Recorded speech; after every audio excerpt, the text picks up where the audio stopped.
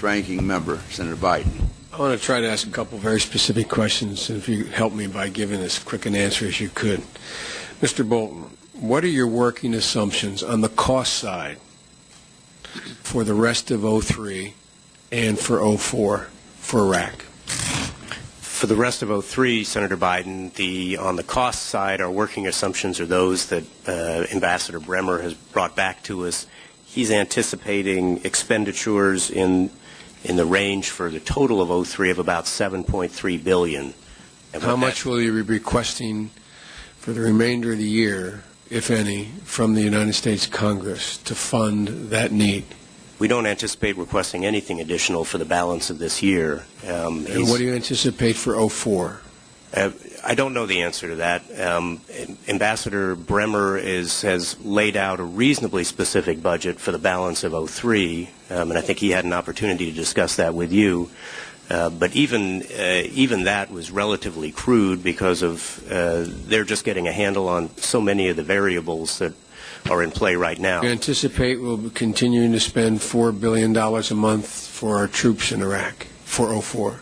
That's roughly what we're spending now. Looking out over the immediate term, we don't have any reason to expect a dramatic change in that number. But I wouldn't want to predict beyond the next couple of months because the situation is so variable. Don't you have to? I mean, we're talking about the 04 budget. We're going to be voting on that in the next couple months. What the devil are you going to ask us for?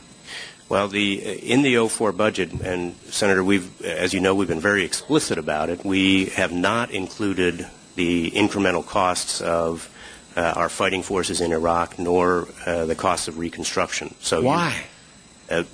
Simply because we don't know what they will be. Oh, come on now. Does anybody here at the table think we're going to be down below 100,000 forces in the next calendar year? Raise your hand, any one of you. You know it's going to be more than that. So you know at least it's going to be $2.5 billion a month. Give me a break, will you? When are you guys starting to be honest with us? Come on. I mean, this Senator, is ridiculous. To suggest that this is an issue of honesty really is very... It is a suggestion of candor. Of candor. You know there's going to be at least 100,000 American forces there for the next calendar year. Senator, and you're not asking us for any money. Let me finish, please. Let me finish. Okay. And you are not asking us for any money in next year's budget for those troops. Now, what do you call that? Senator, there will be a supplemental request. There is no question about that. And there will be a supplemental request when we think we can make a reasonably good estimate of what will get us through the whole year. So that we won't have to keep coming up here with one supplemental request after another. So I don't sit here and say, well, maybe the number is going to be 100,000, and then it turns out it's 120,000, and then people accuse us of being misleading or dishonest. Well, I think we know what the number is now. We know what we're trying to do in terms of enlisting other countries. We don't know whether the PACs are going to come through with a division. We don't know whether the Turks are going to come through with a division. We don't know how rapidly we're going to be able to train Iraqis. Are you suggesting if, in fact, they come through with divisions, we're going to reduce American forces?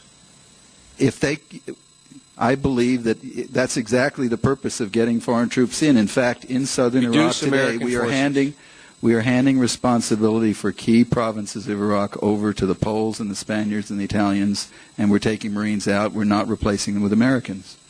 So we're going to have a net reduction of American forces for I'm not predicting, Senator. I don't know. Until we get these Ba'athist criminals under control, we're going to put in whatever it takes to do the job. But we are trying to get other people to fill in for us.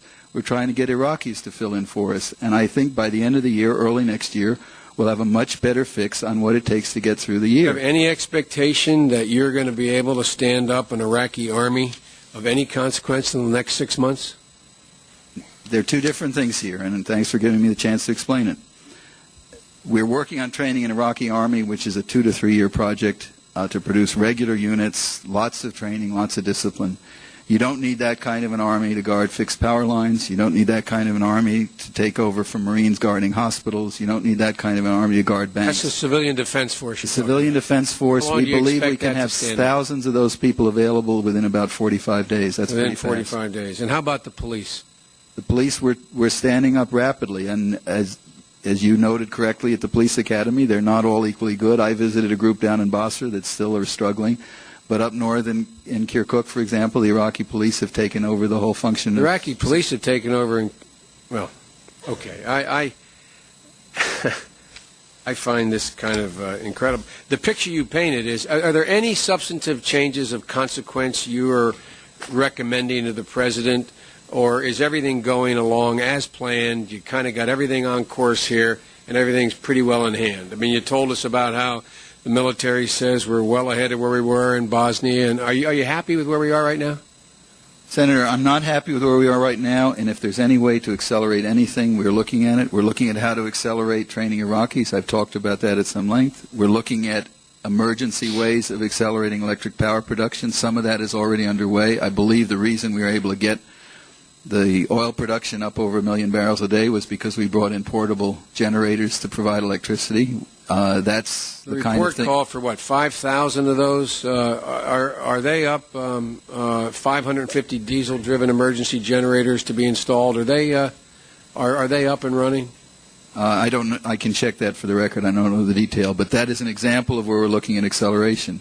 We're looking at acceleration in some non-military areas. For example, up north, one of the big issues is so-called de-Arabization. A lot of Kurds and some Turks were moved out of their homes in a kind of slow-motion ethnic cleansing, and Arabs were moved in. The Arabs would be happy to leave, but it's going to take some money and some legal efforts to do that. We'd like to get that started more quickly than was originally planned.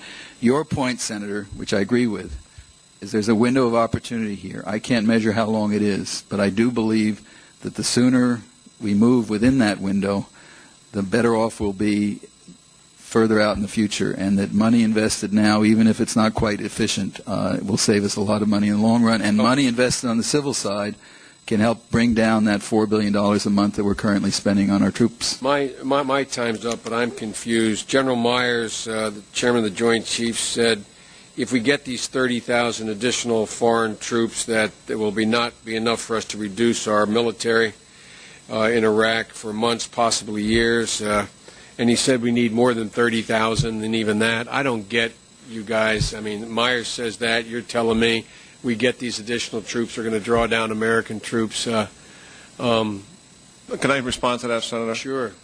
The two pacing items that involve U.S. troop commitment is one, obviously, is the level of violence and the security situation we're currently facing. We have to get that down. And the second thing is the involvement of multinational forces and also the Iraqis themselves, the civil defense forces that the Deputy Secretary mentioned, and also the Iraqi Army and police forces. Those are our pacing items. And General Abizaid, when he looks to the future, does not want to look beyond March. But even with looking towards March, what he sees is definitely 2 multinational divisions, probably by the end of September, and the possibility of a third that hasn't been committed yet, but the State Department and Defense Department is working with that. If that does happen, that will reduce U.S. commitment by 1 division and also 1 brigade. And we're moving very quickly, obviously, to get the Iraqis to do more for themselves, to help defend their own people.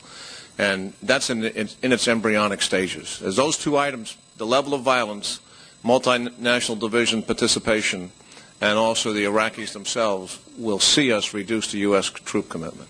These forces are nowhere, and I'd be interested to see about your civilian force. But anyway, I thank you.